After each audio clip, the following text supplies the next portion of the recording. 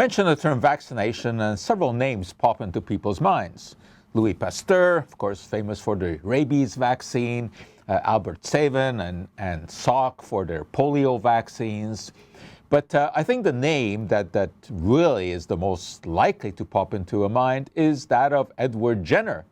And now we're back into the 1700s because Jenner really was the first one to be able to protect people against the terrible ravages of smallpox by injecting them with fluid extracted from cowpox. All right, well, cowpox. In fact, that is what gave rise to the term vaccine. It comes from the Latin vacca for cow. So we are talking cow. More specifically, we're talking about a cow called Blossom, because there was a milkmaid that got infected with a disease that usually infected cows called cowpox and developed blisters on her hand. Well, Edward Jenner thought that maybe having observed that milkmaids do not get smallpox, that they were being protected by this pus. So he carried out an experiment.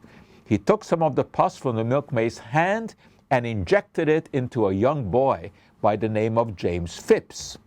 And then he carried out really the critical experiment, because after he had injected him with the pus from the smallpox blister, he treated him with stuff from a smallpox victim. And the young boy never developed smallpox. And this really was Jenner's huge contribution. And within 40 years, around Europe, people were being vaccinated with fluid extracted from cowpox, and they were protected from smallpox. Now, the truth is that before Jenner, there was another method that had been tried.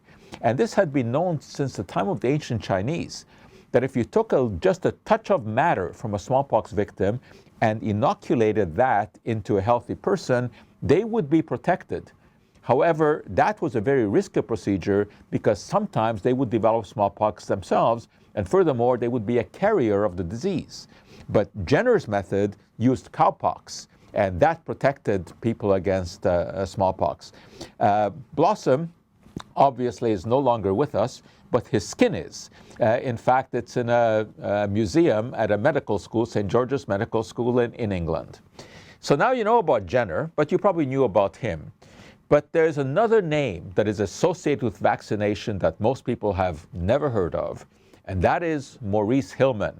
And I'll be honest with you, I never heard of Hilleman, even though he is talked about as the most famous scientist of the 20th century that people never heard of.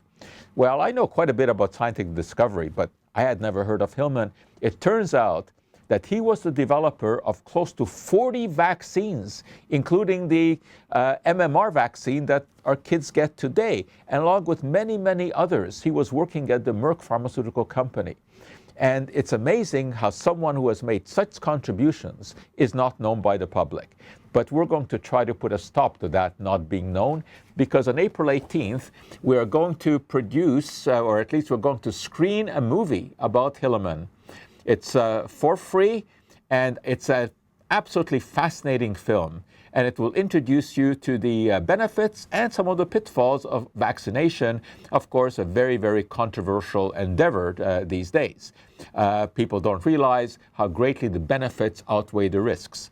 So everyone is invited. We will just ask you to go to our website, mcgill.ca/OSS, and register so that we know how many people are coming. And you will find out the amazing story of Maurice Hilleman.